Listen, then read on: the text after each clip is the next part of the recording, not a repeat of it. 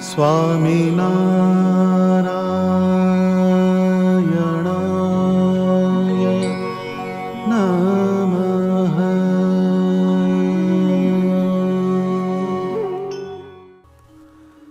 શિક્ષાપત્રી સુંદરતી તમે સાંભળજો મુજ જન લખુવસી વરતાલમાં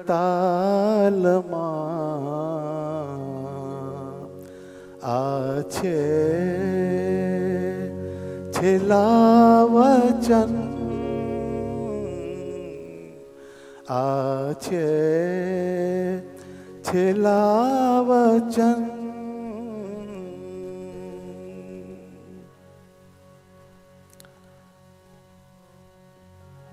સતશાસ્ત્ર સહુનું છે આ સાર રે, બુદ્ધિ માહી મેં કરી વિચાર.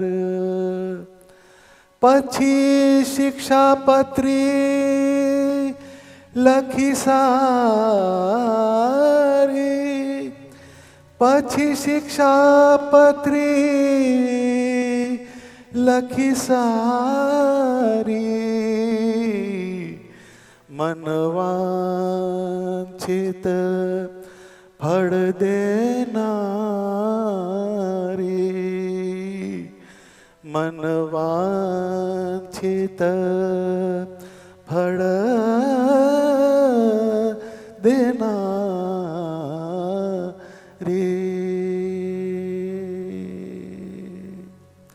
સહજાનંદ સ્વામી મહારાજની જય. ભગવાન સ્વામિનારાયણે આજ્ઞા અને ઉપાસનાનું જ્યાં કેન્દ્ર બનાવ્યું એવા વડતાલમાં શ્રીજી મહારાજે જ્યાં સ્વહસ્તે શિક્ષાપત્રી લખી હતી એના પ્રાંગણમાં આજે શિક્ષાપત્રીની સુંદર રસમય કથાનું જેમને રસપાન કરાવ્યું એવા સ્નેહી વિદ્વાન વક્તા પૂજ્ય નારાયણચરણ સ્વામીજી, પૂજ્ય લાલજી મહારાજ, તેમજ આ સમગ્ર આયોજનના અધ્યક્ષ પ્રેરક એવા અમારા પરમ સ્નેહી પૂજ્ય નવતમ સ્વામીજી, પૂજ્ય નારાયણચરણ સ્વામીજી, પૂજ્ય ધર્મજીવન સ્વામીજી, પીપી સ્વામીજી તથા અત્રે પધારેલા સર્વે સંતોના ચરણોમાં આદરપૂર્વક જય સ્વામિનારાયણ તથા સર્વે હરિભક્તોને જય સ્વામિનારાયણ.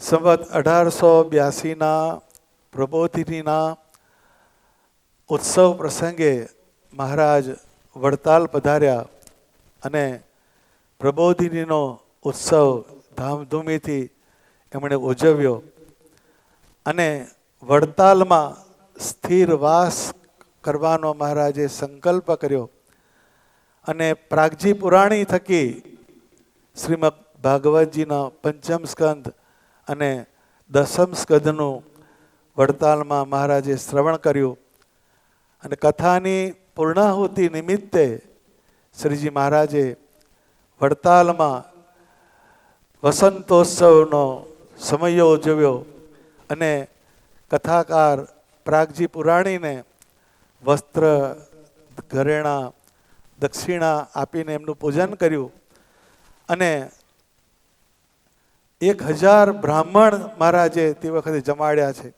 આવો સત્સંગી જીવનમાં ઉલ્લેખ છે. શ્રીજી મહારાજ વડતાલમાં લાંબો સમય રોકાવ્યા. એ સમય દરમિયાન એમણે બધા ધર્મગ્રંથોનું શ્રવણ કર્યું. સતાનંદ સ્વામી લખે છે કે વસંત પંચમીના શુભ દિવસે અપરાહ્ન કાળે એટલે કે બપોર પછી ધર્માત્મા શ્રી હરિએ શુકાનંદ સ્વામી પાસે કાગળ અને સહીનો ખડિયો મંગાવ્યા. જમણા સાથળ ઉપર લાકડાની પાટી મૂકી તેના ઉપર કાગળ મૂક્યો અને ડાબા હસ્ત વડે તે કાગળને પકડ્યો.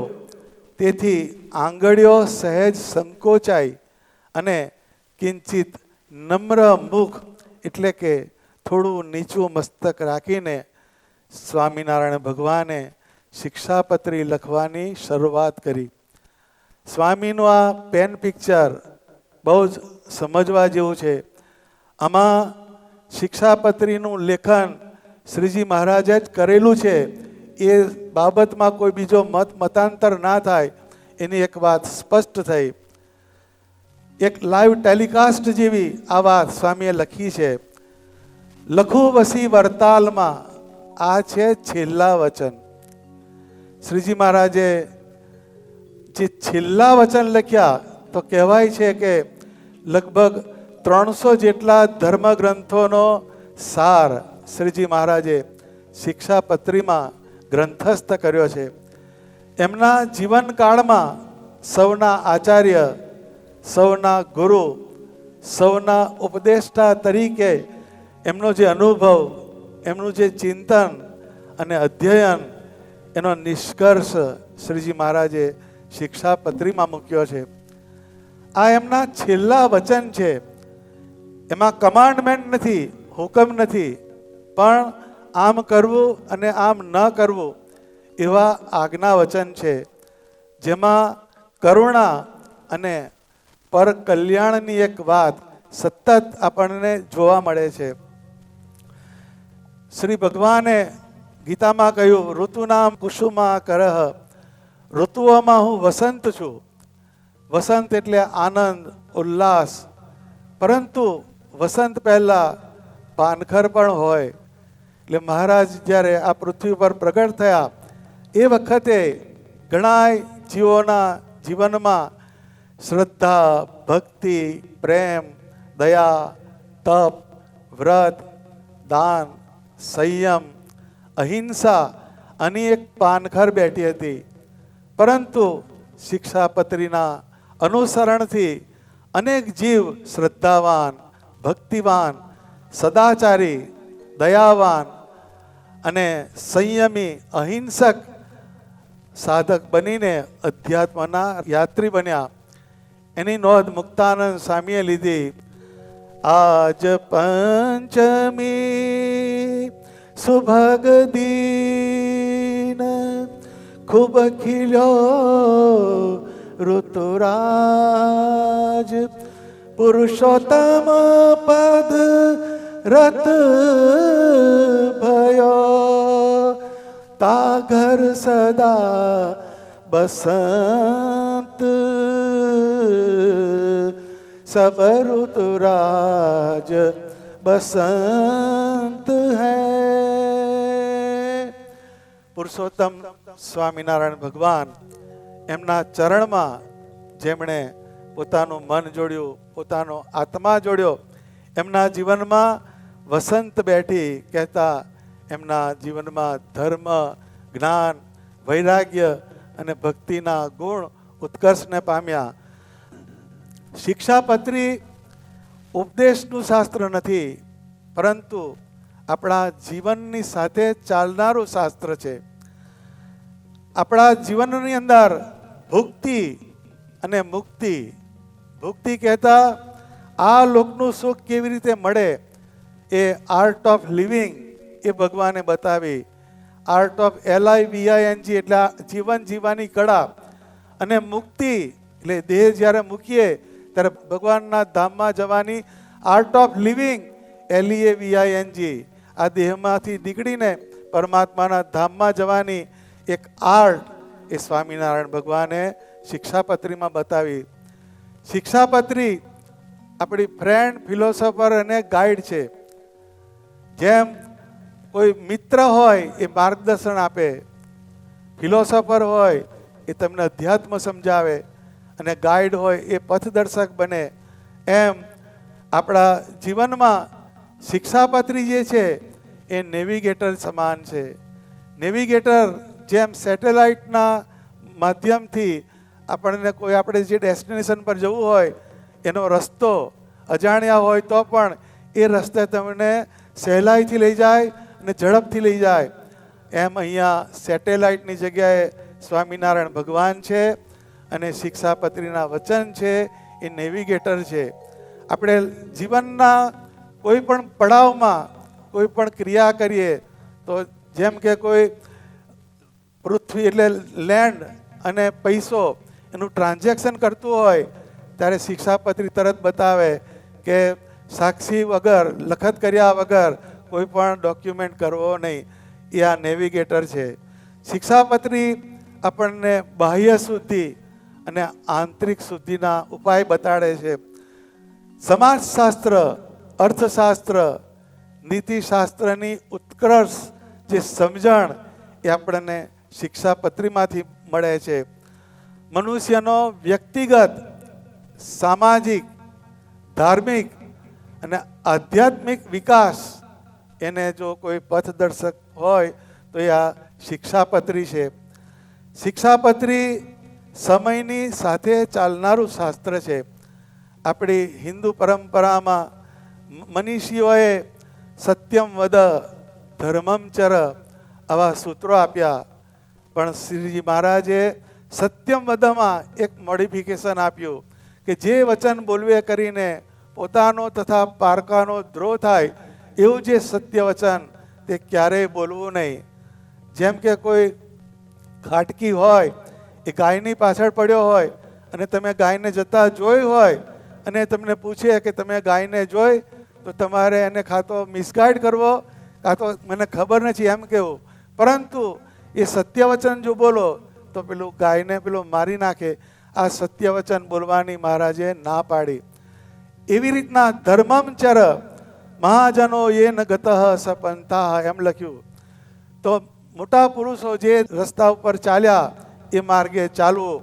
પણ શ્રીજી મહારાજે એમાં એક મોડિફિકેશન આપ્યું કે પૂર્વે થયા જે મોટા પુરુષ તેમણે જે ધર્માચરણ કર્યું હોય એ જ ગ્રહણ કરવું, પરંતુ અધર્માચરણનું ક્યારેય ગ્રહણ કરવું નહીં. મહાભારતમાં પાંડવો જુગાર રમ્યા એટલે આપણે જન્માષ્ટમીએ જવું એવું નહીં, એ ત્યાં આગળ ભગવાને બ્રેક મારી. એટલે શિક્ષાપત્રી એ આપણા હિન્દુઇઝમનું રિવાઇઝડ ફોર્મ છે. એમાં મહારાજે બધી જુદી જુદી વસ્તુઓ સમજાવી. આપણે શિક્ષાપત્રીનો ઊંડો અભ્યાસ કરીએ એમાં 4 સ્તર જોવામાં આવે છે. એક નૈતિક એટલે મોરલ કન્ડક્ટ, બીજું સામાજિક એટલે સોશિયલ કન્ડક્ટ, ત્રીજું ધાર્મિક એટલે રિલિજિયસ કન્ડક્ટ અને ચોથું આધ્યાત્મિક એટલે સ્પિરિચ્યુઅલ કન્ડક્ટ. આ 4 સ્તર છે આપણા જીવનની અંદર. આ 4 સ્તર છે. એમાં મોરલ કન્ડક્ટ એટલે નૈતિક આચરણ, સદાચાર વગરનો માણસ ગમે એવો ગુણવાન હોય, ગમે એવો રૂપવાન હોય, ગમે એવી એનામાં કળા હોય, પરંતુ જો સદાચાર ના હોય તો બધું નકામું પડે. સ્વામિનારાયણ ભગવાને શિક્ષાપત્રીમાં એક આજ્ઞા કરી કે અમારા સત્સંગી તેમણે કોઈ જીવ પ્રાણી માત્રની પણ હિંસા ન કરવી અને જાણીને તો ઝીણા એવા જૂ, માકડ, ચાચડ આદિ જીવની હિંસા ક્યારેય ન કરવી. શ્લોક 11. શ્રીજી મહારાજ કેવા દયાળુ છે, એમણે નાનામાં નાના જીવની પણ કેરટેકિંગ કરી. શિક્ષાપત્રી જેવો ગ્રંથ જૂ, માકડ ને ચાચડથી ચાલુ થાય છે. એ પહેલું સ્ટેપ એ છે મોરલ કન્ડક્ટ. પછી મહારાજ લખે છે ધર્મ કરવાને અર્થે પણ ચોરનું કર્મ ન કરવું. શિક્ષાપત્રી શ્લોક 17. અમારા આશ્રિત પુરુષ અને સ્ત્રીઓ તેમણે વ્યભિચાર ન કરવો, જુગટુ આદિ વ્યસનનો ત્યાગ કરવો, ભાંગ, મફર, માજમ, ગાંજો આદિ કેફ કરનારી વસ્તુ ક્યારેય ખાવી નહીં અને પીવી નહીં. આ બધા મોરલ કન્ડક્ટ બતાવ્યા મહારાજે. પહેલી શરૂઆત એનાથી થઈ. આપણું આ પહેલું સ્ટેપ એ જો ખોટું હોય અને આપણે સીધા નિજાત્માનમ બ્રહ્મરૂપમાં જઈએ તો લોચો પડે. એ ભગવાન પાસે ના પહોંચાડે આપણને. પોતાના કામકાજ કરવા તેડ્યા જે મજૂર, તેમને જેટલું ધન અથવા ધાન્ય દીધાનું કહ્યું હોય તે પ્રમાણે જ આપવું, તેમાંથી ઓછું ના આપવું. આ પણ એક આપણો મોરલ કન્ડક્ટમાં આવે. પછી સામાજિક, તો સમાજ સુવ્યવસ્થિત બને એની પણ સ્વામિનારાયણ ભગવાને ચિંતા કરી છે. ગૃહસ્થ આશ્રમી પુરુષ, તેમણે યુવાન અવસ્થાએ યુક્ત એવી જે પોતાની મા, બહેન, દીકરી તે સંગાથે પણ આપતકાળ વિના એકાંત સ્થળને વિશે ન રહેવું અને પોતાની સ્ત્રીનું કોઈને દાન ન કરવું. માતા, પિતા, ગુરુ તથા રોગાતુર એવા જે કોઈ મનુષ્ય, તેમની જે સેવા તે જીવન પર્યંત પોતાના સામર્થ્ય પ્રમાણે કરવી. આ બધા સોશિયલ કન્ડક્ટમાં આવે. અત્યારે શ્રીજી મહારાજની આ એક આજ્ઞા 139મા શ્લોકની, એને જ આપણે જો જોઈએ તો એના ઉપર કરોડો રૂપિયાની હોસ્પિટલો ચાલે છે. એ શ્રીજી મહારાજના એક વચન, એનો એક પ્રભાવ છે. મહારાજે ધાર્મિક વસ્તુ માટે લખી, માર્ગને વિશે ચાલતે થકે શિવાલય આદિ જે દેવ મંદિર આવે તેને જોઈને તેને નમસ્કાર કરવો અને આદર થકી તે દેવનું દર્શન કરવું. શ્લોક 23. અને અમારા જે આશ્રિત, તેમણે વિષ્ણુ, શિવ, ગણપતિ, પાર્વતી અને સૂર્ય એ 5 દેવ જે તે પૂજ્યપણે કરીને માનવા. શ્રાવણ માસને વિશે મહાદેવજીનું પૂજન જે તે બિલ્વપત્ર આદિ કે કરીને પ્રીતિપૂર્વક સર્વ પ્રકારે પોતે કરવું અથવા બીજા પાસે કરાવવું. તેમજ એક શ્લોક મહારાજે એવો લખ્યો કે બ્રાહ્મણાદિક ને જે ત્રિપુંડ જે આડું તિલક કરવું તથા રુદ્રાક્ષની માળા ધારવી, આ બે પોતાની કુળ પરંપરાએ કરીને ચાલ્યા આવ્યા હોય અને તે બ્રાહ્મણાદિક અમારા આશ્રિત થયા હોય તો પણ તેમણે ત્રિપુંડ અને રુદ્રાક્ષનો ક્યારેય ત્યાગ ન કરવો. શ્લોક 46. આ શ્રીજી મહારાજની કેવી વિશાળ દ્રષ્ટિ કહેવાય કે કોઈ પણ ફેથને એમણે નકારી નથી. એમણે બધી ફેથનો સ્વીકાર કર્યો છે અને એમણે બધાને સત્સંગમાં લીધા છે. અને નારાયણ અને શિવજી એ બેનું એકાત્મપણું જાણવું, કેમ જે વેદને વિશે એ બેયનું બ્રહ્મ રૂપે કરીને પ્રતિપાદન કર્યું છે. આ બધા આજ્ઞા વચન એ આપણા હિન્દુ સનાતન ધર્મના મૂળ સત્યને ઉજાગર કરનારા અને એકેશ્વરવાદનું સમર્થન કરનારા વચન છે. આ શિક્ષાપત્રી બહુ જ નટસેલ ફોર્મમાં મહારાજે લખી છે, પણ એ ગાગરમાં સાગર જેવી શિક્ષાપત્રી છે. છેલ્લું સ્ટેપ અધ્યાત્મનું આવે છે. સ્થૂળ સૂક્ષ્મને કારણ એ 3 દેહ થકી વિલક્ષણ એવો જે પોતાનો જીવાત્મા, તેને બ્રહ્મરૂપની ભાવના કરીને તે બ્રહ્મરૂપે કરીને શ્રી કૃષ્ણ ભગવાનની ભક્તિ જે તે સર્વકાળને વિશે કરવી. અને શ્રી કૃષ્ણ ભગવાન અને શ્રી કૃષ્ણ ભગવાનના જે અવતાર તે જે તે ધ્યાન કરવા યોગ્ય છે, માટે તેમનું ધ્યાન કરવું. અને મનુષ્ય તથા દેવાદિક જે જીવ તે તો શ્રી કૃષ્ણ ભગવાનના ભક્ત હોય અને બ્રહ્મવેત્તા હોય તો પણ ધ્યાન કરવા યોગ્ય નથી, માટે એમનું ધ્યાન ન કરવું. એક અધ્યાત્મની જે વાત એ પણ મહારાજે બહુ જ સ્પષ્ટ સમજાવી છે. એ સિવાય ધર્મ, જ્ઞાન, વૈરાગ્ય એની પણ જુદી જુદી વ્યાખ્યા મહારાજે શિક્ષાપત્રીમાં સમજાવી. અને 107મા શ્લોકમાં કહે છે ભગવાન કે જે ઈશ્વર છે તે જે તે જેમ હૃદયને વિશે જીવ રહ્યો છે તેમ જીવને વિશે અંતર્યામીપણે કરીને રહ્યા છે ને સ્વતંત્ર છે ને સર્વ જીવને કર્મ ફળના આપનારા છે, એમ ઈશ્વરને જાણવા. અને તે ઈશ્વર કયા? તો પરબ્રહ્મ પુરુષોત્તમ એવા જે શ્રી કૃષ્ણ ભગવાન તે ઈશ્વર છે અને તે આપણા ઈષ્ટદેવ છે અને ઉપાસના કરવા યોગ્ય છે અને સર્વ અવતારના કારણ છે. આ શિક્ષાપત્રીનું મધ્યનું મંગલાચરણ છે. પરંતુ આની અંદર મહારાજે ઉપાસનાની એક વાત બતાડી. તો આજ્ઞા અને ઉપાસના આ બે પક્ષીની પાંખો છે. એ પક્ષી જેમ બે પાંખથી ઉડે છે એમ સ્વામિનારાયણ ભગવાને વડતાલમાં જે શિક્ષાપત્રી લખી એ એમની આજ્ઞા છે. અને વડતાલમાં જે હરિકૃષ્ણ મહારાજ પધરાવ્યા એ આપણા સર્વના ઈષ્ટદેવ છે. અને આપણે એકાંતિક ભાવે ઉપાસના કરવા યોગ્ય એવું જે પરમ તત્વ છે આ વાતને દ્રઢ કરવાની એ વાત ભગવાને સમજાવી છે.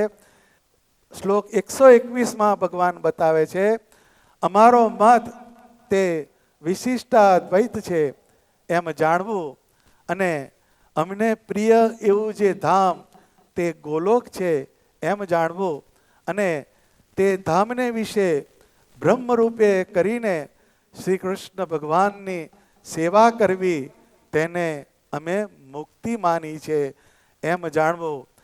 અહીંયા સ્વામિનારાયણ ભગવાને મુક્તિની એક વ્યાખ્યા બતાવી. મુક્તિ એટલે શું? એટલે મુક્તિ એટલે મુકાવું, પણ મુકાઈને ક્યાં જોડાવું? તો ભગવાન પુરુષોત્તમ નારાયણ એવા સ્વામિનારાયણ ભગવાન, એમના ચરણની અનુરક્તિ, એમના ચરણનું સામીપ્ય એ જ મુક્તિની વ્યાખ્યા છે. એમની સેવા એને જ ભગવાને મુક્તિ કહી છે. નિષ્કુળાનંદ સ્વામીએ શિક્ષાપત્રી ભાષા લખી, એના મેં શરૂઆતના મંગલાચરણ ગાયેલા છે. પણ એમાં જે ભગવાને કહ્યું સતશાસ્ત્ર સહુનવા સાર રે, બુદ્ધિ માહી મેં કરી વિચાર રે, પછી શિક્ષાપત્રી લખી સારી રે, મનવાંછિત ફળ દેનારે. સ્વામિનારાયણ ભગવાને અત્યંત વિચારપૂર્વક આ શિક્ષાપત્રી લખી છે. જેમ કોઈ પિતા હોય એના કુટુંબીજનોને, એના વારસોને એક મૂડી આપતો જાય, એમ સ્વામિનારાયણ ભગવાને શિક્ષાપત્રી લખી અને આપણને સૌને આપી. એ ધર્મ, અર્થ, કામ અને મોક્ષ આ ચાર પુરુષાર્થની સિદ્ધિ કરાવનાર આ મંગલ શિક્ષાપત્રી સ્વામિનારાયણ ભગવાને આપણને સૌને આપી. આપણે ભાગ્યશાળી છીએ.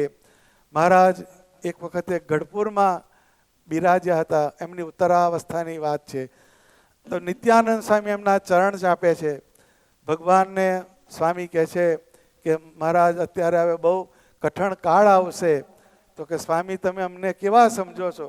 કે મહારાજ તમે પુરુષોત્તમ નારાયણ છો. પછી શ્રીજી મહારાજ જે એક વાત સમજાવે છે એ બહુ સમજવા જેવી વાત છે. દલપતરામે એનો ઉલ્લેખ કર્યો, સત્સંગ છે મુજ અંગ, ભલા ભાવથી ભાળો અભંગ, બે આચાર્ય નેત્ર પ્રમાણો, સંત સત્સંગી અવયવ જાણો, શિક્ષાપત્રી છે મારું સ્વરૂપ, માનજો એની આજ્ઞા અનુપ, નથી દૂર જતો હું ક્યાંય, સદા વસું છું સત્સંગમાય, સદા વસું છું સત્સંગમાય. ભગવાન કહે છે સત્સંગ છે મુજ અંગ, ભલા ભાવથી ભાળો અભંગ, બે આચાર્ય નેત્ર પ્રમાણો. બે આચાર્યની મેં જે સ્થાપના કરી એ મારા નેત્ર સમાન છે. એ જ્યારે તમને દીક્ષા આપે, ગુરુ મંત્ર આપે, ત્યારે તમે આ સત્સંગની અંદર કઈક વસ્તુનો સાક્ષાત્કાર કરી શકો છો. એટલે એને નેત્ર તુલ્ય કહ્યા. બે આચાર્ય નેત્ર પ્રમાણો, સંત સત્સંગી અવયવ જાણો. શિક્ષાપત્રી છે મારું સ્વરૂપ, શિક્ષાપત્રી એ મારું વાણી સ્વરૂપ છે. માનજો એની આજ્ઞા અનુપ, એની બધી આજ્ઞાઓ જે છે એના પ્રમાણે રહેજો. નથી દૂર જતો હું ક્યાંય, સદા વસું છું સત્સંગ માય. એમ સ્વામિનારાયણ ભગવાન એમના સ્વરૂપનો, એમના વચનનો સાક્ષાત્કાર કરવો હોય અને ચાર પુરુષાર્થની સિદ્ધિ કરવી હોય અને આ લોકમાં સુખી થવું હોય અને પરલોકમાં સુખી થવું હોય તો એ શિક્ષાપત્રી જે છે LICની પોલિસી જેવી છે. જીવન કે સાથ ભી ઓર જીવન કે બાદ ભી એ શિક્ષાપત્રીને આપણે આત્મસાત કરીએ. અને શિક્ષાપત્રી આપણી સાથે ચાલનારું શાસ્ત્ર છે. જેમ તમે 5x20 એ મેથેમેટિક્સ તમે સ્કૂલમાં મૂકીને નથી આવ્યા, એ તમારી સાથે ને સાથે ચાલે છે. એમ આપણા જીવનની અંદર શિક્ષાપત્રી આપણી સાથે ને સાથે ચાલવી જોઈએ. જેમ આપણે ચાલતા હોઈએ, ગાડી પરથી પસાર થતા હોય ગાડીમાં, તો વચ્ચે કોઈ દેવાલય આવે તો એને આદર થકી નમસ્કાર કરવો, એ જે આજ્ઞા જે છે આપણા જીવનની સાથે એ ચાલનારું શાસ્ત્ર છે. તો સ્વામિનારાયણ ભગવાન આપણને આ એમની વાણી સ્વરૂપા શિક્ષાપત્રીની આપણને મોટામાં મોટી એક ગિફ્ટ આપતા ગયા. એ બહુ જ મોટી વાત છે. વર્ષો પહેલાં બોડલિન લાઇબ્રેરીમાં શિક્ષાપત્રી ઉપર એક કામ થયું, 25 વર્ષ પહેલાંની વાત છે. તો એમાં એનું ડિજિટલ ફોર્મ બનાવ્યું. તો એનો જે હેડ ઓફ ધી ડિપાર્ટમેન્ટ હતા ડૉક્ટર ગિલિયન એવિસન, એનો એક કલીગ અહીંયા વડતાલ આવેલો અને અહીંયા મળેલા, એની સાથે 1 કલાક કોરસ્પોન્ડન્સ કરેલો. પછી એણે મેં વાત કરી કે તમારી પાસે ડોક્યુમેન્ટ છે પણ એનું કન્ટેન્ટ અમારી પાસે છે. એ શું કહેવા માગે છે? અમારી પાસે જ, તમારી ફિઝિકલ ડોક્યુમેન્ટ તમારી પાસે જ. પછી એમને હરિમંડપ જે છે ત્યાં લઈ ગયો. ત્યાં એને બેઠો એ થોડી વાર, ને એને અંદરથી એક જુદી ફિલિંગ આવી ને બહુ સારી વાત લઈને ગયા. ટૂંકમાં આ શિક્ષાપત્રી છે, આ સમુદ્રાન સત્કીર્તિએ નમઃ, ભગવાનની સમુદ્ર પર્યંત કીર્તિને ફેલાવનાર આ ભગવાનની વાણી છે.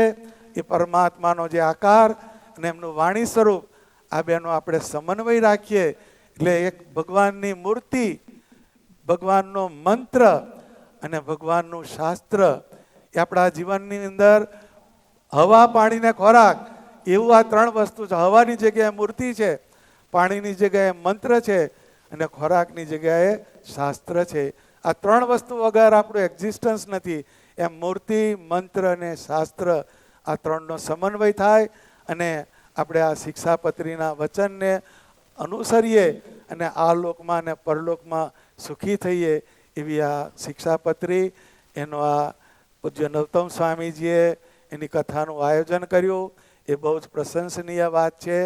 આ કથાના આયોજનમાં જેણે તન મન ધનથી જે સહકાર આપ્યો હોય એ સર્વેનું સ્વામિનારાયણ ભગવાન મંગળ કરે, એવી પ્રાર્થના સહિત વિરમું છું. સહજાનંદ સ્વામી મહારાજની જય.